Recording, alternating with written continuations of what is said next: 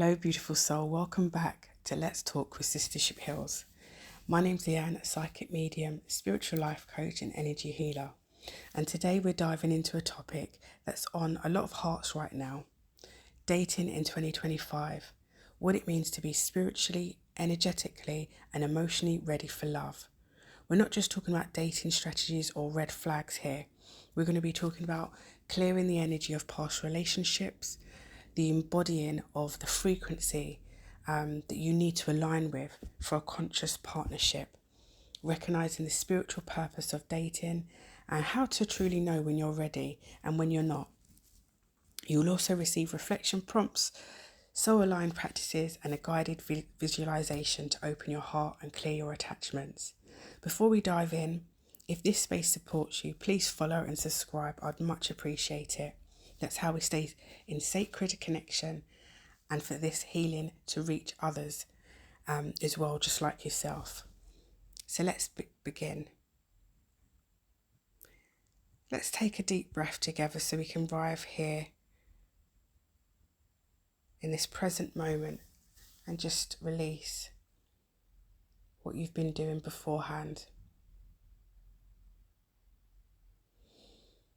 Okay. So dating in 2025 isn't what it used to be. We've shifted out of just looking for someone with a nice job and into craving soul renaissance, emotional safety, and energetic compatibility. But here's the truth.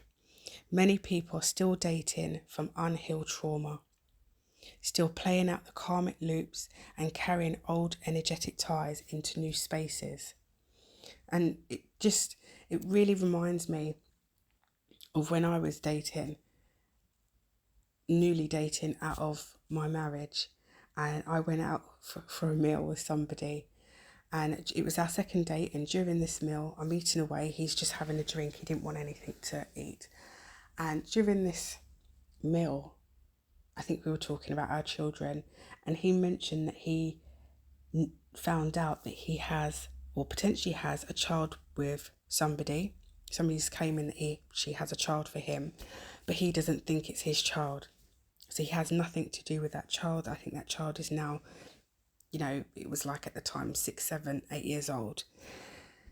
And at that point in time, I put down my fork. The whole of my body felt like it was vibrating. My ears were ringing. I no longer was hearing anything around me. And I just thought to myself, I've got to get out of here. At that point, he had triggered something within me that I felt so uncomfortable, so triggered that I just needed to be out of his presence. So at that point there, I said to him that I am full and I'm ready to go. And I messaged my sister, I remember doing this, I messaged my sister saying, I don't know whether he's for me. That's all I said. I need to get out of here. And she knew where I was.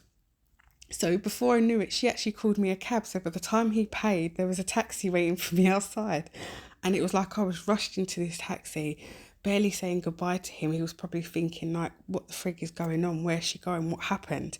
But yeah, I just needed out of his space. So I needed that time to come out of it, recognise the fact that I was really triggered, get down to the bottom of why I was triggered. And when I processed it, it was because he reminded me of my ex-husband. Having having a child outside of the relationship, prior to us being together, this was, but knowing there was a child there where he had no contact with, he didn't want, there was no contact there. And it just triggered me in thinking, is this the same type of person that I'm calling in? It just was a big highlight to me that I needed to heal more. So other things that you might feel that spark, but then that spark turns to chaos. You may have noticed the breadcrumbing or the ghosting, or like myself, feeling triggered in your body before your mind catches up. This is not just poor behaviour, this is unprocessed energy attracting unprocessed energy. You don't attract what you want. You attract what your nervous system feels is familiar.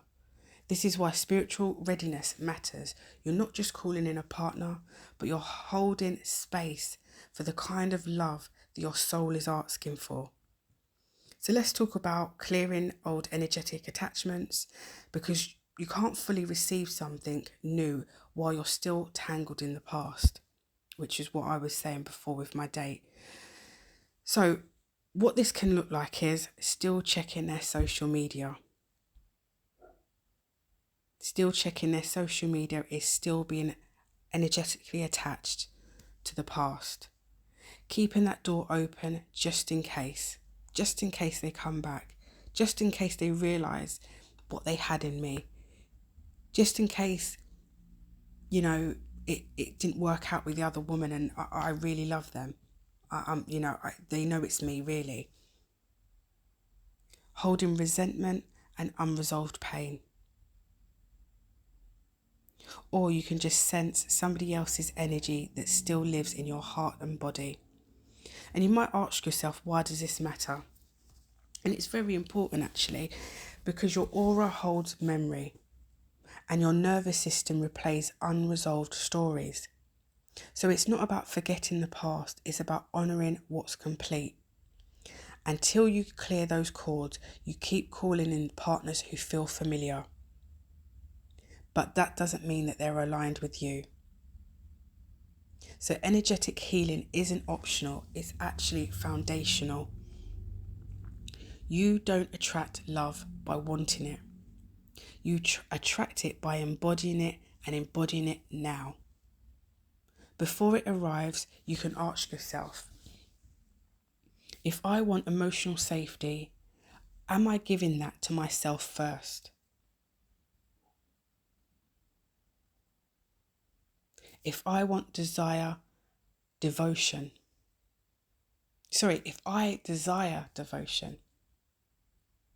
where am I abandoning my own truth?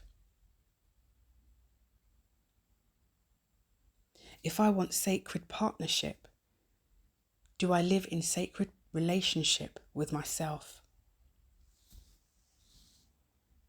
Embodiment means your life already reflects the love that you want. I'll say that again.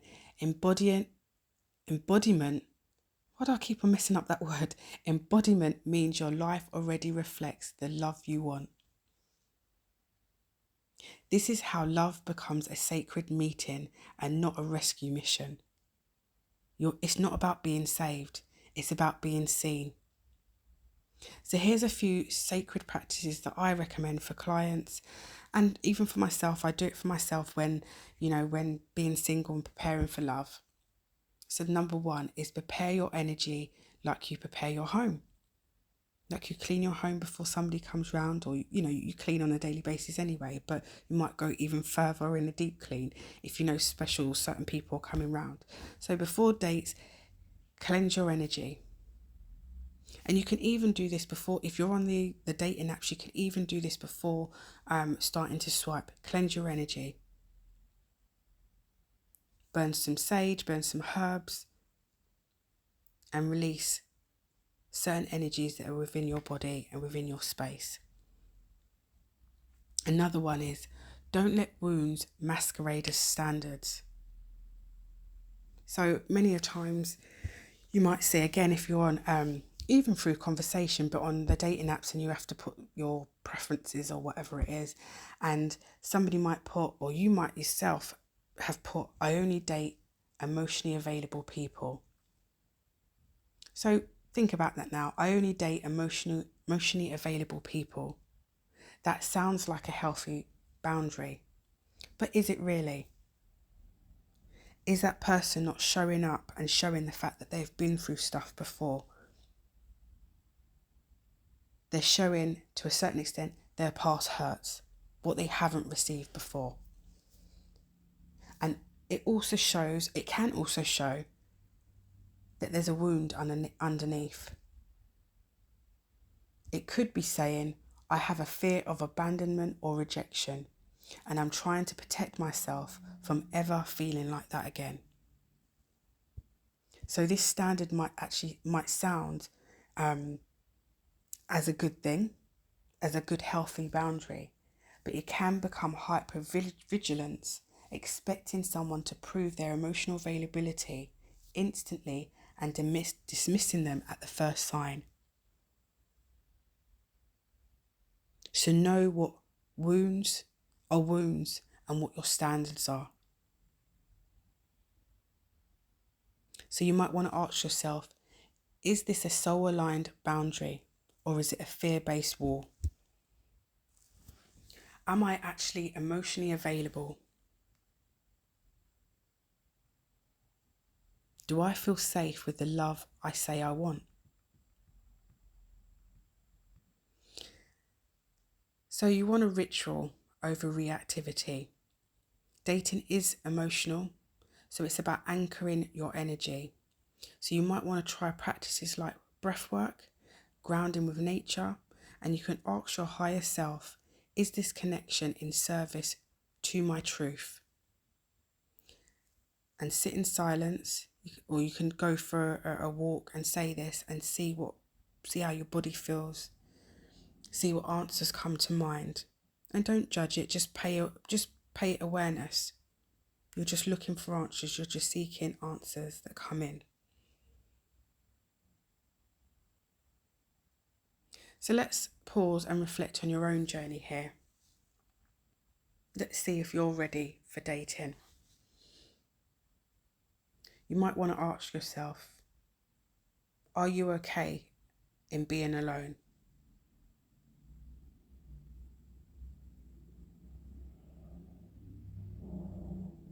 What part of you still needs healing before you welcome someone else in?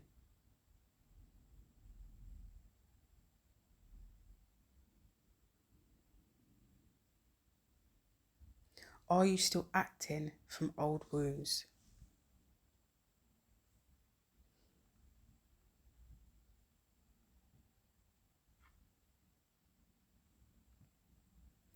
Who am I becoming in love? Who are you becoming in love?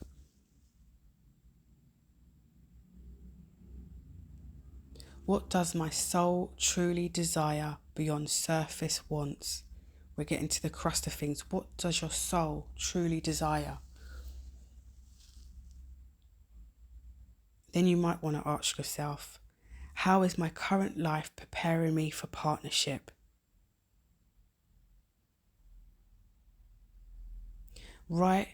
Think, when you're writing these down, think what's real. You really want to go with what's real here. This is you speaking your truth. Nobody else is watching, nobody else is listening to you, nobody else is reading your journal here.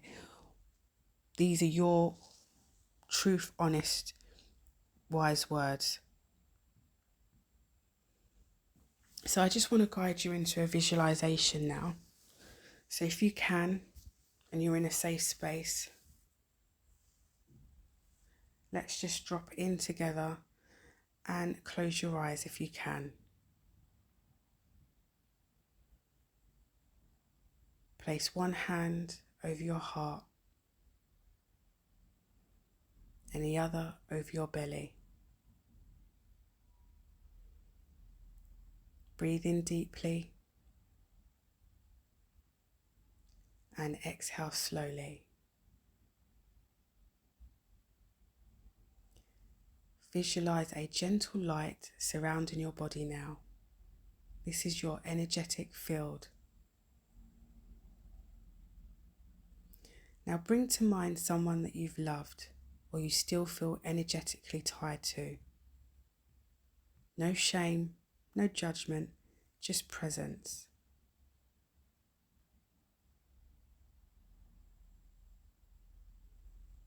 Visualize a cord between you, made of light.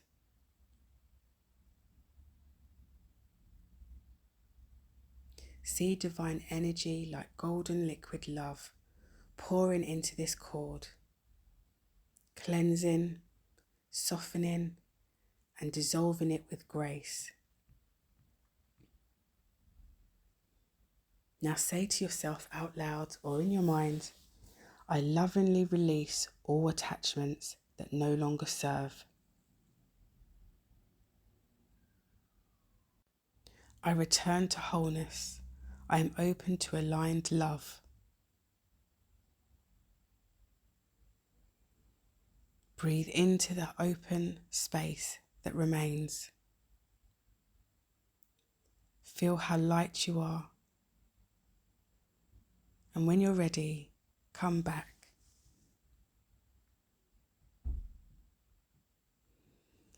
If you have felt even a tiny shift, that's your soul responding. That's your energy remembering what it's ready for. And if you're feeling called to go deeper, to clear the past, and just ground and embody the energy that you want to come in, to step into love as your higher self, I offer one-to-one spiritual healing sessions, as well as a women's spiritual healing group as well. And that's for men and women in terms of my private one-to-ones. The link is in the notes in the description. So if this episode spoke to your soul, please subscribe and follow the show. Share it with someone who's navigating love in this new way. And if you're healing, waiting, or wondering when love will arrive, remember, you are not behind. You are being preserved. You are not hard to love. You are hard to deceive. Your love is sacred and your path is unfolding. You are the love that you seek. Your energy is sacred and alignment is always worth the wait. So until next time, love with presence. Swipe with spirit if you're on those dating apps. And always, always trust your energy over the algorithm. Feel it when you're speaking to somebody. Use your intuition. You know how you feel. If somebody said something, connect with your body and just ask yourself, did that trigger something in me because of something of my past? Or is it something here and now that I'm not keen on because of who you are becoming? Until next time, guys, take care.